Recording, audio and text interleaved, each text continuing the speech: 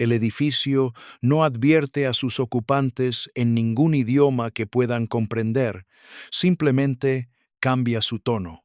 Lo que comienza como el ritmo habitual de la industria se convierte en un solo y violento giro, en el sonido de un desastre evitable que irrumpe en la sala a velocidad de máquina. La línea está en marcha. El vapor fluye por las arterias de hierro. Los ejes superiores giran con la firmeza de la rutina. Las correas golpean y silban. Los cojinetes zumban. El aire es caliente, húmedo y metálico. El humo del carbón se acumula en la garganta. El aceite y la pelusa se adhieren a la piel. Los hombres trabajan bajo el peso de un ruido tan constante que deja de parecer ruido.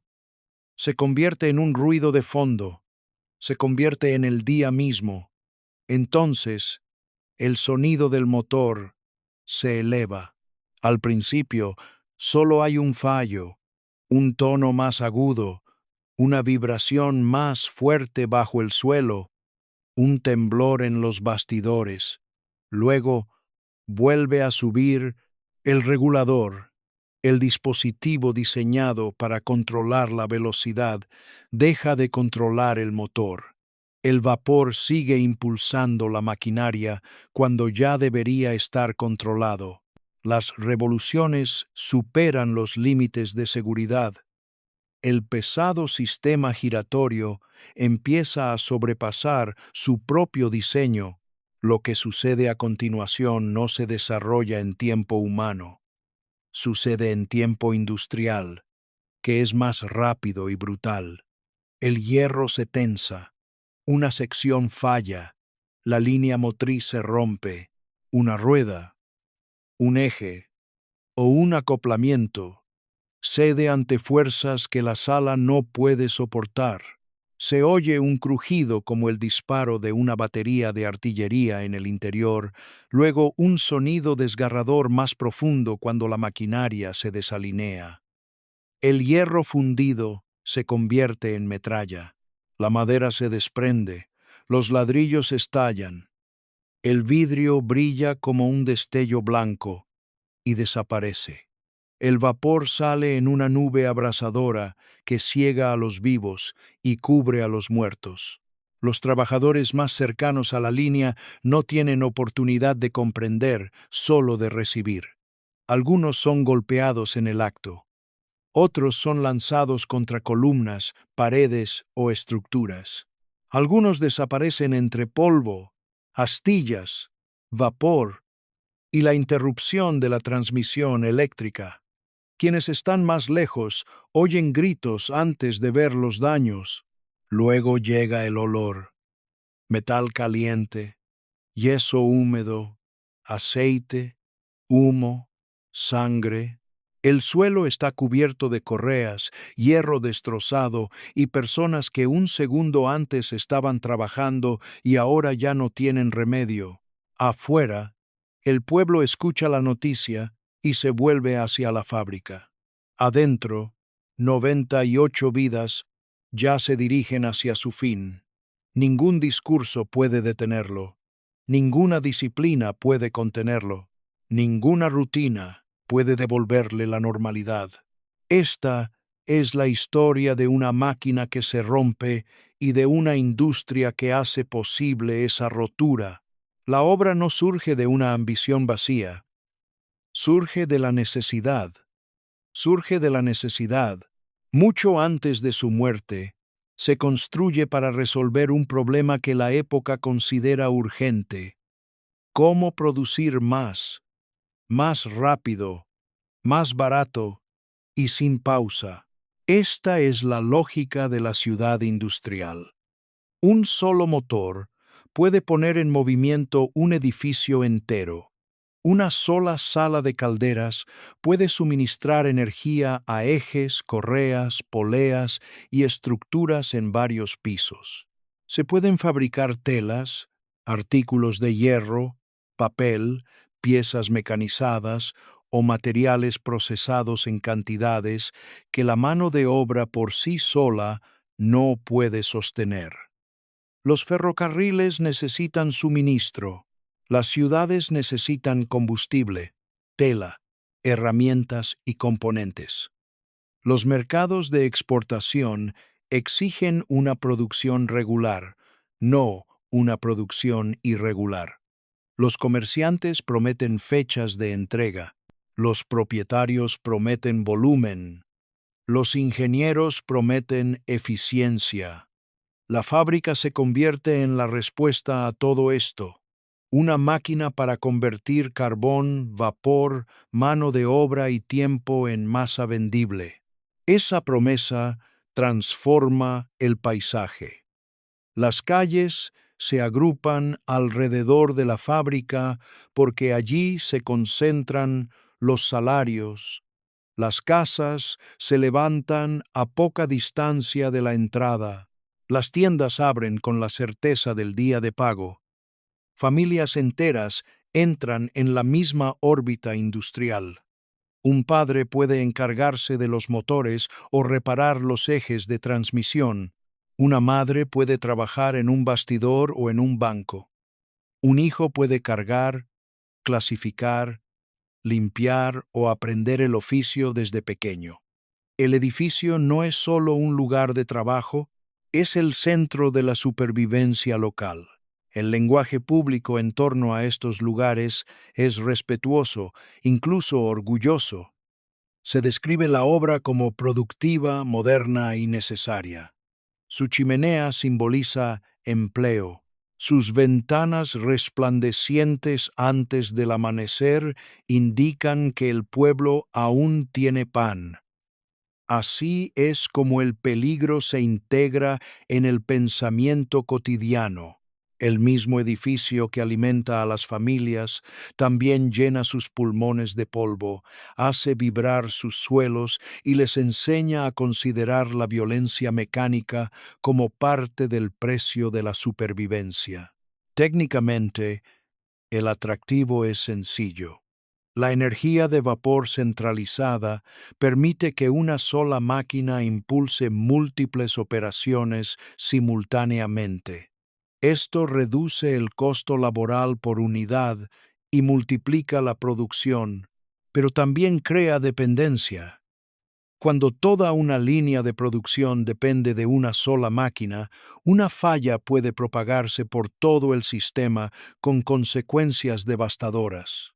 La eficiencia que enriquece a los propietarios es la misma que concentra el riesgo sobre los trabajadores. Y por eso estas historias importan. Si valoras la memoria industrial seria, suscríbete ahora, porque lo que destruye una fábrica en un instante a menudo se construye lentamente, día tras día, bajo el respetable nombre de progreso. La obra es elogiada porque produce. La pregunta subyacente es, ¿qué debe exigir exactamente de las personas que la mantienen en marcha? El peligro no parece dramático cuando comienza el cambio.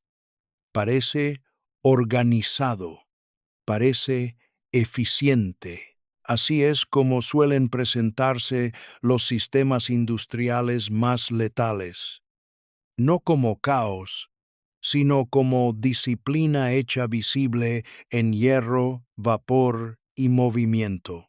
En el centro de la fábrica, la máquina de vapor gira con pesada y precisa precisión. Las calderas la alimentan con vapor a presión. La máquina convierte esa presión en rotación. Un gran volante de inercia transmite el impulso. El eje principal toma esa potencia y la envía hacia afuera a través de correas, poleas, acoplamientos y líneas secundarias fijadas en lo alto. Desde allí, el movimiento se extiende por las habitaciones y los niveles, impulsando máquina tras máquina en una larga cadena mecánica. El ruido nunca cesa del todo. Se oye el profundo pulso de la máquina, el constante golpeteo de las correas, el zumbido seco de los ejes giratorios, el leve roce de los cojinetes que soportan la carga hora tras hora. El calor se acumula en el ladrillo. El aceite se mezcla con el polvo. El olor a humo de carbón, metal y grasa se impregna en la piel y la ropa antes de que termine la mitad del día. Técnicamente, el sistema es lo suficientemente simple como para entenderlo y lo suficientemente peligroso como para matar en un instante. Un solo motor impulsa muchas máquinas a la vez. Esa es la ventaja económica. Ahorra espacio, mano de obra y dinero, pero también significa que todo el edificio depende de una velocidad estable. Si el motor gira demasiado rápido, la tensión no se queda en una sola habitación, sino que se propaga por toda la línea. Si un regulador no controla la entrada de vapor, si un acoplamiento se afloja, si un eje comienza a vibrar, la energía almacenada en el sistema puede convertir la maquinaria común en un arma. Un conjunto giratorio transmite fuerza silenciosamente hasta que deja de hacerlo. Lo que hace que el sistema sea especialmente peligroso es la exigencia de que siga funcionando. Una parada se considera una pérdida.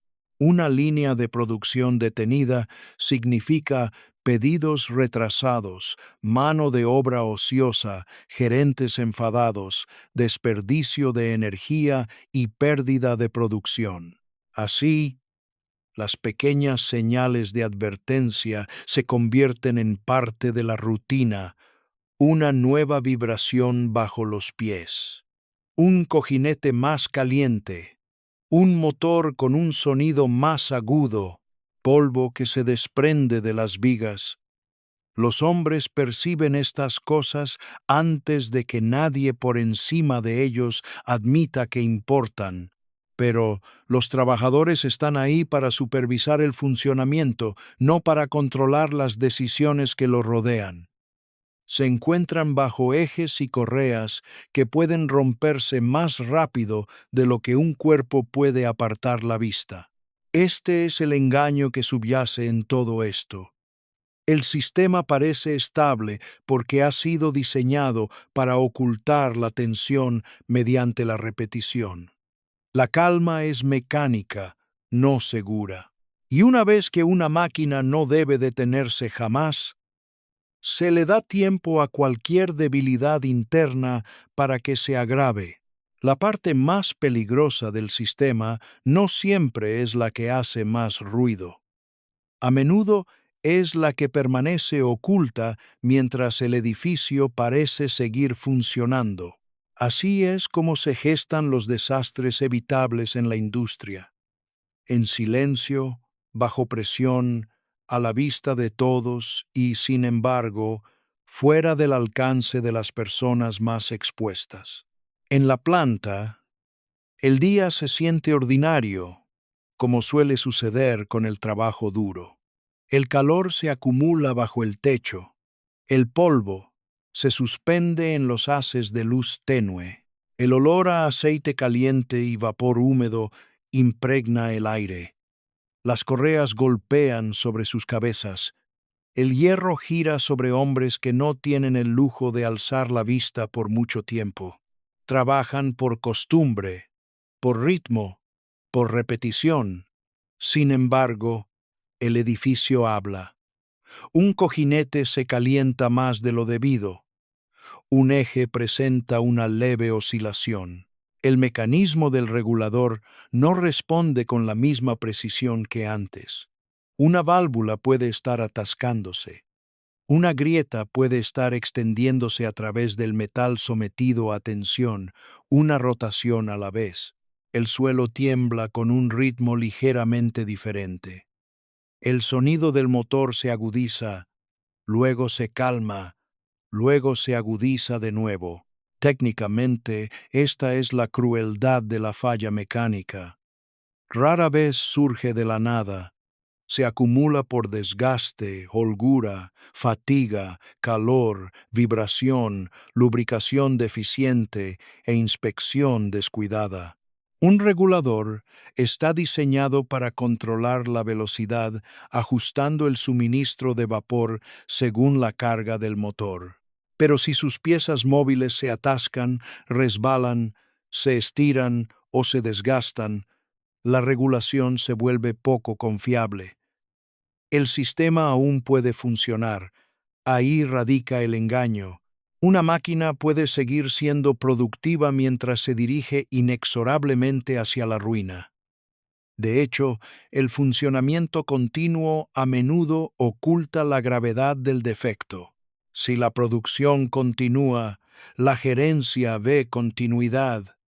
Si los trabajadores sienten problemas bajo sus botas, a menudo se les dice que continúen. Y esa es la línea divisoria dentro de la fábrica. Los obreros conocen el lenguaje de la inquietud, pero no controlan la máquina, el cronograma ni la decisión de detenerse. Huelen el metal caliente. Notan el polvo que se levanta de las vigas. Escuchan un cambio en el ritmo de la línea, pero el reconocimiento no da autoridad.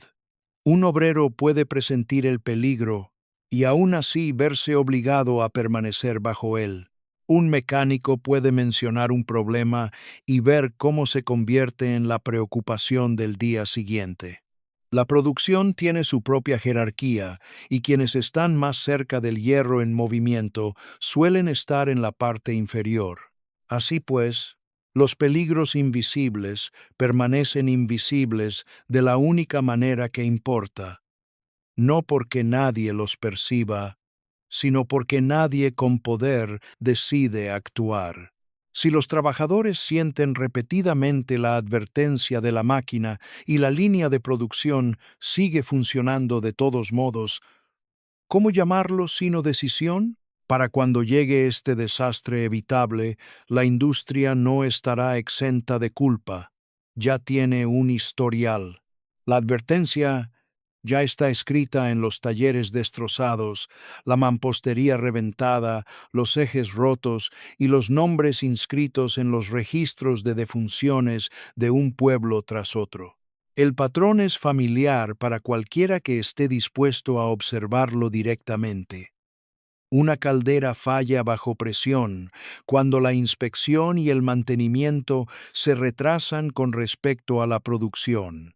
Un volante de inercia revienta cuando la velocidad supera la resistencia del hierro viejo. Un eje de transmisión se desprende de sus cojinetes y convierte un techo lleno de maquinaria en metal que cae. En un distrito, los hombres son aplastados bajo pisos que se derrumban después de que un tren de transmisión se rompe en el centro de una fábrica. En otro, los trabajadores sufren escaldaduras, quemaduras o quedan sepultados cuando los sistemas de vapor fallan dentro de una fábrica abarrotada. En otros lugares, fragmentos atraviesan patios y calles, llevando la fuerza industrial más allá de los muros que se supone deben contenerla. Los detalles varían, los muertos no. Técnicamente, las causas rara vez son misteriosas.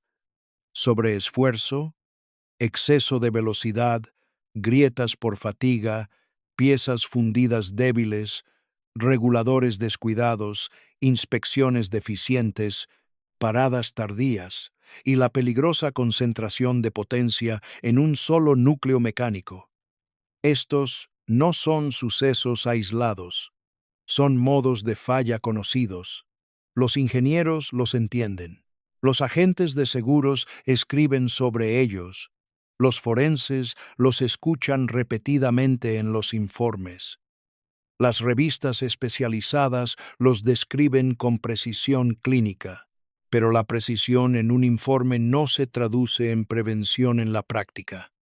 La máquina sigue funcionando porque la estructura económica que la rodea, recompensa la continuidad más que la precaución. Por eso, los fallos anteriores son tan importantes. Deberían servir de guía. Cada obra destruida debería marcar un punto en ese mapa. Cada investigación debería trazar una línea hacia la reforma. Cada eje roto, rueda reventada y sala de máquinas destrozada debería reducir el abanico de excusas disponibles para los propietarios y gerentes que siguen operando sistemas peligrosos en edificios abarrotados. En cambio, el patrón se trata como una serie de infortunios puntuales, una pieza defectuosa aquí, una decisión descuidada allá, un día desafortunado. El lenguaje cambia lo justo para proteger el sistema en su conjunto. Los trabajadores comprenden la verdad con mayor claridad de la que a menudo deja entrever el registro oficial. Saben cuándo se repiten las mismas advertencias en nuevas instalaciones. Saben que el calor, las vibraciones, los ruidos extraños, la velocidad inestable y el desgaste de los componentes no se vuelven inofensivos solo porque un libro de contabilidad exija una semana más de producción. Pero conocer el peligro no es lo mismo que tener el poder de detenerlo. Esa sigue siendo la mayor crueldad del trabajo industrial. Quienes están más cerca del peligro suelen ser quienes menos pueden alejarse de él. Así, los fracasos anteriores permanecen dispersos en la memoria en lugar de integrarse en políticas. Deberían haberse interpretado como un mapa que nos alejaba de la catástrofe. En cambio, se convierten en hitos en el camino hacia otra ciudad, otra fábrica, otra comunidad construida demasiado cerca del alcance de la fuerza industrial. La fábrica no está al margen de la vida, está integrada en ella. Las mismas paredes que contienen vapor, hierro y fuerza rotatoria se alzan a pocos pasos de cocinas, camas compartidas, tendederos, patios escolares y calles estrechas donde los niños crecen bajo el ruido de la industria antes de tener edad suficiente para comprender su potencial. La mañana en un pueblo así comienza con la actividad ya presente. El humo se cierne sobre los tejados. Las ventanas tiemblan levemente cuando la maquinaria se pone en marcha a pleno rendimiento. El aire transporta hollín de carbón, humedad y el olor metálico del vapor y el aceite. Hombres y mujeres salen de casa antes de que la luz se intensifique por completo. Las botas golpean los adoquines. Las puertas se cierran suavemente para no despertar a los niños. Familias enteras dependen del edificio que se encuentra en el centro del pueblo. Un sueldo paga el alquiler. Otro mantiene la comida en la mesa.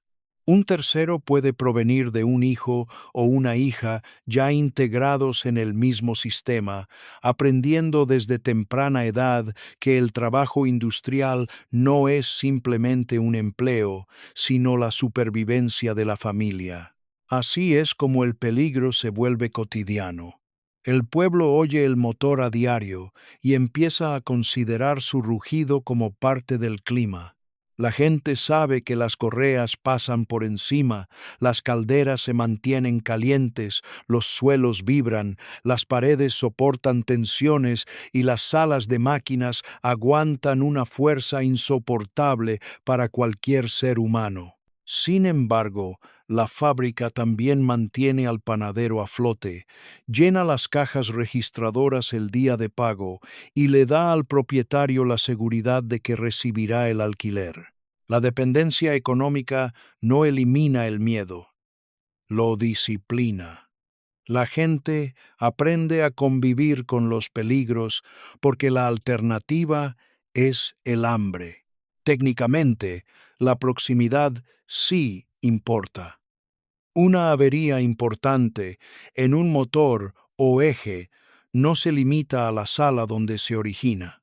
Si el hierro se rompe a alta velocidad, los fragmentos pueden atravesar pisos y paredes. Si se rompen las tuberías de vapor, el calor y la presión se propagan mucho más allá de la maquinaria.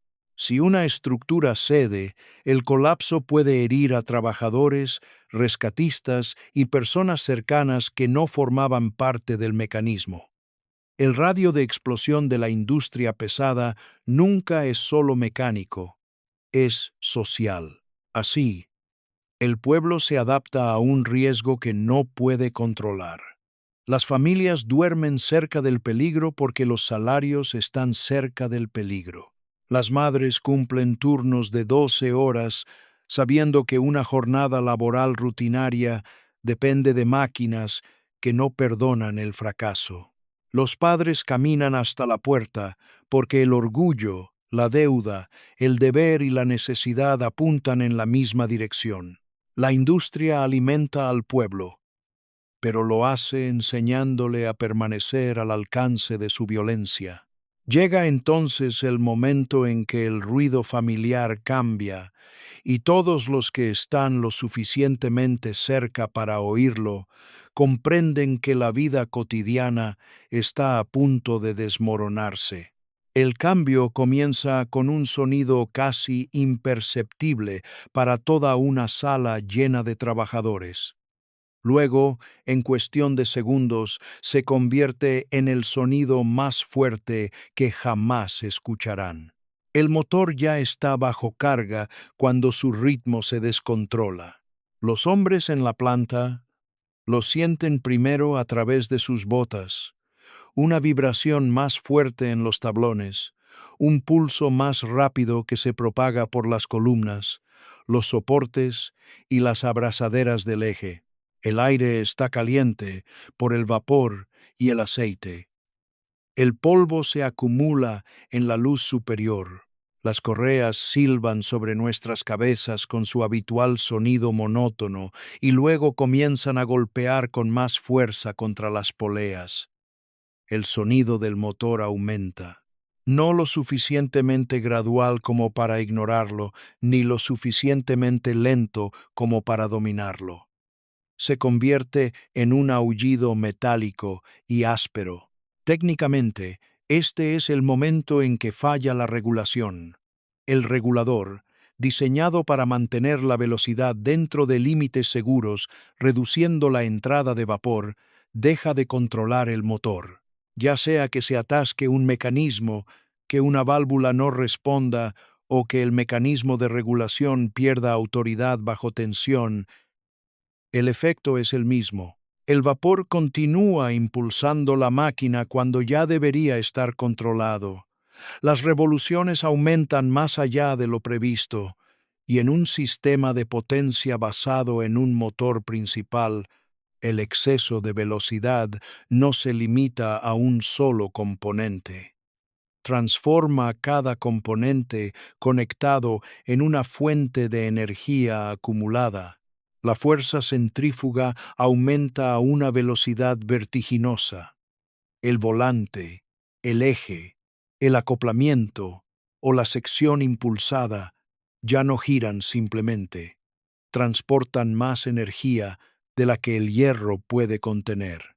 El metal fundido, que ha soportado años de servicio bajo calor, vibración y fatiga, llega a un punto en el que una fracción de segundo más es suficiente.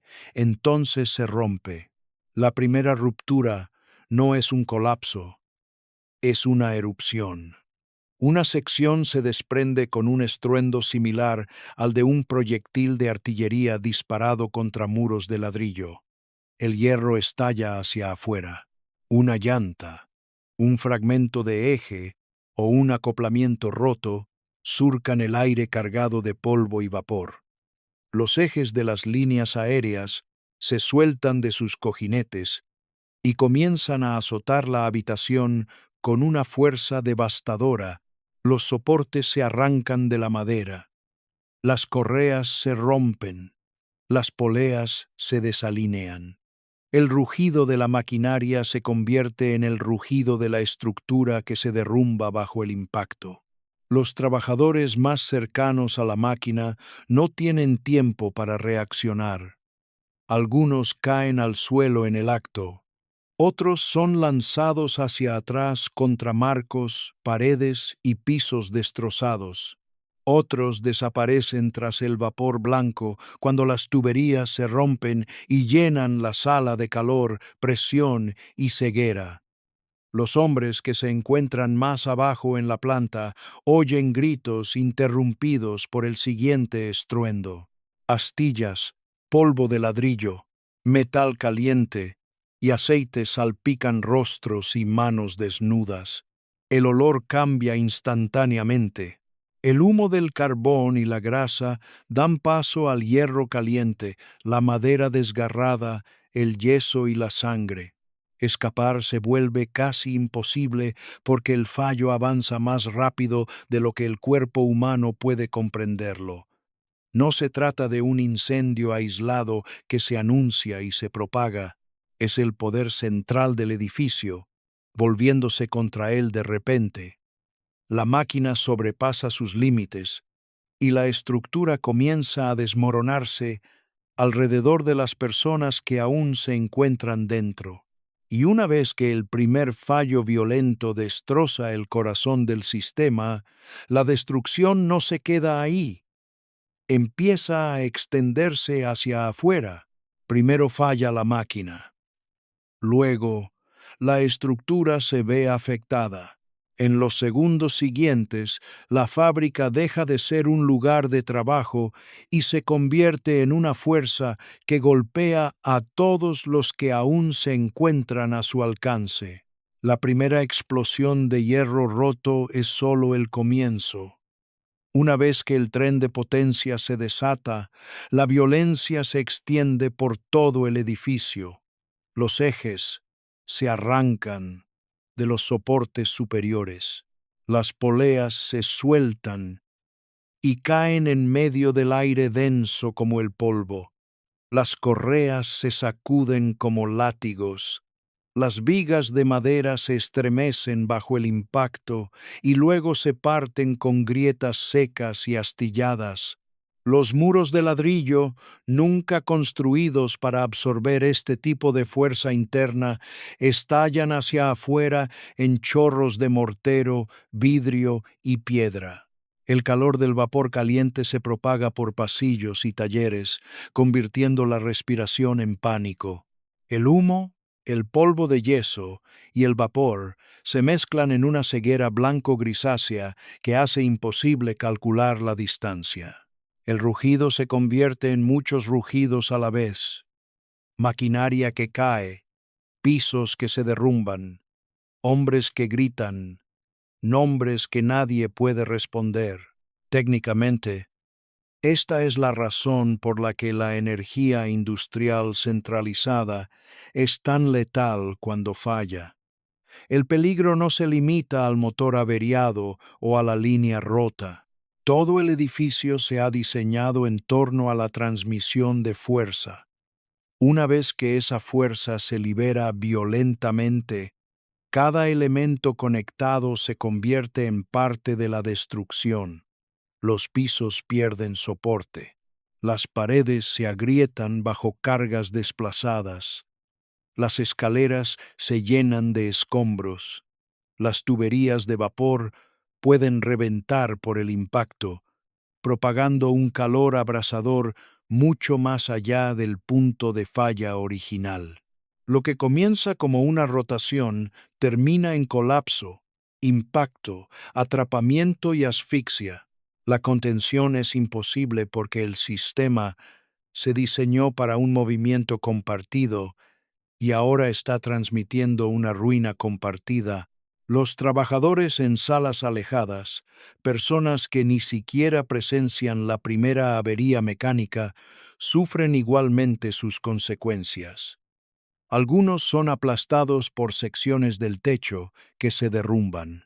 Otros son heridos por cristales rotos y fragmentos de hierro que se propagan a gran velocidad por los espacios de trabajo. Algunos corren hacia las salidas y las encuentran bloqueadas por vigas rotas, conductos retorcidos o multitudes aterrorizadas que se mueven entre el polvo y el vapor. Otros caen en silencio bajo los escombros antes de que alguien pueda alcanzarlos. Fuera de los muros, el efecto se extiende aún más. Las ventanas estallan en la calle, los fragmentos atraviesan los patios. Familias y vecinos oyen la explosión y solo comprenden que el edificio del que dependen para ganarse la vida ahora está matando a las personas que se encuentran dentro. Cuando el ruido finalmente comienza a disminuir, deja tras de sí un sonido diferente. Gritos dispersos, el sonido de botas sobre los escombros y largos períodos de silencio repentino donde deberían oírse voces. Es en ese silencio donde comienza a revelarse la verdadera magnitud del desastre. El ruido cesa antes de que termine el recuento. Mucho después de que se apague el estruendo de la maquinaria averiada, el pueblo aún se pregunta cuántas vidas se ha cobrado la fábrica. En los primeros minutos, nadie sabe el número exacto. El polvo se dispersa por las habitaciones destrozadas y se asienta sobre el hierro, los ladrillos y los cuerpos. El vapor sisea de las tuberías rotas. El olor a metal caliente permanece en el aire, mezclado ahora con yeso húmedo, humo, sangre y madera astillada. Los hombres gritan en los huecos donde se han derrumbado los pisos. Algunas voces responden débilmente. Otras no responden en absoluto. Los rescatadores trepan por conductos retorcidos y vigas rotas, deteniéndose cada pocos segundos para escuchar si respiran en el repentino silencio entre los sonidos de palancas, levantamientos y gritos. Ese silencio se convierte en una prueba en sí misma. El número de muertos aumenta lentamente, porque la destrucción industrial no deja los cuerpos ordenados para el registro oficial. Algunos son encontrados en sus lugares de trabajo, otros quedan sepultados bajo los escombros. Algunos son rescatados con vida y mueren posteriormente a causa de aplastamientos, quemaduras, rotura de órganos o quemaduras por vapor que la medicina del siglo XIX no podía revertir de forma significativa. Algunos están tan gravemente heridos que su identificación depende de la ropa, las herramientas o el testimonio de quienes los conocían bien. Los desaparecidos siguen formando parte del recuento hasta que los restos los devuelvan, si es que alguna vez lo hacen.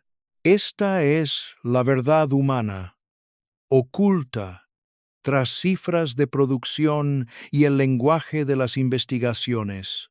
Los muertos no son abstracciones. Son maquinistas, obreros, peones, mecánicos, niños que aún no han alcanzado la madurez, padres que dejan alquileres sin pagar, madres cuyos salarios desaparecen del hogar en una sola mañana.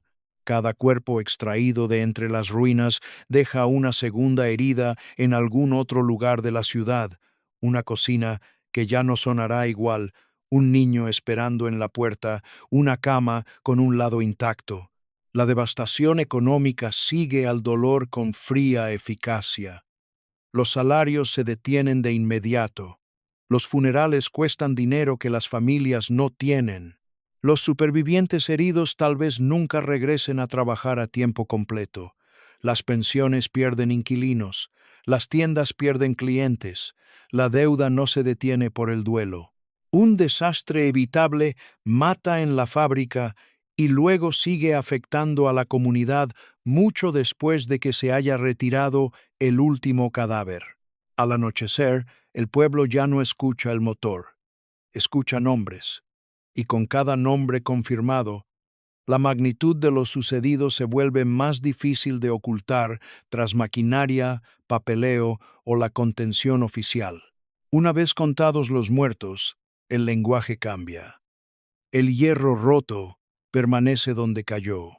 El polvo aún se adhiere a las vigas y las botas. El olor a metal caliente y yeso empapado aún impregna las habitaciones.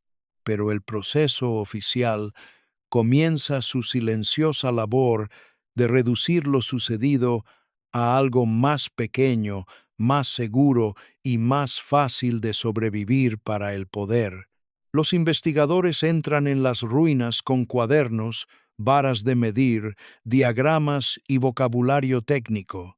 Estudian el regulador, el eje, las secciones fracturadas de la maquinaria, los soportes dañados, los acoplamientos rotos, la mampostería destrozada. Recaban testimonios de ingenieros, mecánicos, trabajadores supervivientes, empleados de la empresa y cualquier otra persona que pueda describir los segundos previos al derrumbe del edificio. Sobre el papel, el proceso parece serio, parece racional, las preguntas suenan precisas. ¿Qué pieza falla primero? ¿Qué velocidad se alcanza? ¿Dónde comienza la fractura? ¿Cómo se transmite la fuerza a través de la línea? Pero la pregunta más profunda ya está bajo presión. No solo qué se rompe, sino por qué se permite que un sistema conocido por su peligrosidad siga funcionando hasta causar muertes a esta escala. Técnicamente, la investigación puede ser precisa y aún así profundamente incompleta. Puede identificar una falla en el mecanismo del regulador, una pieza fundida fatigada, una condición de exceso de velocidad, un cojinete suelto o una llanta fracturada. Todo eso puede ser cierto. Pero la causa inmediata no es lo mismo que la causa completa. Una pieza agrietada no permanece en servicio por sí sola. Una vibración peligrosa no desaparece por sí sola. Una máquina no continúa funcionando en condiciones cuestionables sin la autorización de un supervisor. El dictamen oficial puede describir el defecto final con precisión, dejando prácticamente intacta la cultura de negligencia que la rodea. Esa es la reducción que se está produciendo. Un desastre evitable que expone un fallo sistémico se traduce en el lenguaje de un mal funcionamiento aislado. Los muertos siguen estando igual, pero la responsabilidad se diluye a medida que asciende. La culpa recae sobre el componente averiado. La desafortunada secuencia, el momento imprevisible, a veces sobre el operario más cercano a la máquina, rara vez sobre la estructura de incentivos que hizo que la parada fuera menos aceptable que el peligro. La empresa expresa su pesar. Se discuten las reparaciones, se vuelve a imaginar la producción incluso antes de que el duelo haya terminado de recorrer la ciudad. Los trabajadores comprenden lo que esto significa, aunque el registro no lo indique claramente. Saben que la máquina estaba emitiendo señales antes de averiarse. Saben que las advertencias se transmiten a través del ruido, el calor, las vibraciones, los olores y la rutina mucho antes de que consten en pruebas formales. Sin embargo, una vez que comienza la investigación, esas verdades cotidianas suelen perder su fuerza moral y se archivan como información técnica. Así pues, la parte más importante del desastre corre el riesgo de quedar sepultada bajo su propia explicación. No que falle un componente, sino que todo un sistema está diseñado para que el fallo siga siendo rentable hasta el momento exacto en que se vuelve fatal. La ruina es visible, la lección es visible, las tumbas son visibles, y sin embargo, el sistema que las produce perdura. Persiste porque el peligro rara vez se protege solo con la ignorancia. Con mayor frecuencia se protege con la economía, la rutina y el silencioso colapso moral que se produce cuando la producción se considera más urgente que los recursos humanos necesarios para mantenerla. Dentro de la fábrica, cada medida de seguridad cuesta dinero, cada parada interrumpe los pedidos, cada reemplazo de piezas desgastadas, cada inspección minuciosa, cada rediseño de la transmisión de energía, cada retraso en nombre de la precaución, reduce las ganancias, los plazos o el prestigio. La máquina no necesita crueldad en un sentido teatral. Solo necesita un sistema en el que detenerse sea costoso y el riesgo se traslade a quienes tienen menos poder para rechazarlo. Técnicamente, el peligro ya se comprende lo suficientemente bien como para mitigarlo. Los reguladores requieren mantenimiento, los ejes requieren alineación e inspección, los cojinetes, acoplamientos, válvulas y volantes de inercia muestran signos de desgaste antes de fallar por completo. Los sistemas de vapor exigen una supervisión rigurosa, ya que la presión, una vez liberada sin control, se propaga con una velocidad devastadora. Nada de esto es misterioso. El conocimiento existe. La ingeniería existe. Lo que falla, una y otra vez, es la voluntad de actuar antes de que el daño sea irreversible. La seguridad preventiva se considera opcional porque la máquina sigue funcionando, y mientras funciona, la gerencia puede fingir que el riesgo sigue siendo teórico. Los trabajadores viven las consecuencias de esa farsa. Sienten la vibración antes de que la oficina admita que importa. Huelen el metal caliente antes de que se redacte un informe. Escuchan un cambio en el sonido del motor. Ven cómo se desprende el polvo de las vigas. Notan que las correas no funcionan correctamente. Sienten el calor que emana de la maquinaria que no debería estar funcionando a ese ritmo. Pero el trabajo no es propiedad. Un hombre puede comprender que un sistema se está volviendo inestable y aún así verse obligado por las deudas, el hambre, el deber y la disciplina a soportarlo. Por eso, la negligencia industrial nunca es solo técnica, es social, es estructural. Está integrada en quién decide si la línea se detiene y quién paga cuando no lo hace. La cultura que rodea a estas obras contribuye a perpetuar el peligro. Se elogia la resistencia. La queja se interpreta como debilidad. La familiaridad se confunde con seguridad. Siempre ha sido así. Se convierte en una frase que se repite ante situaciones que ya deberían haber provocado una intervención. Este sistema mortal sobrevive porque está integrado en los salarios, en la jerarquía, en los hábitos de hombres entrenados para tolerar lo que debería alarmarlos. Y por eso el desastre se repite generación tras generación. La máquina cambia de forma, pero la lógica que la sustenta permanece inalterable.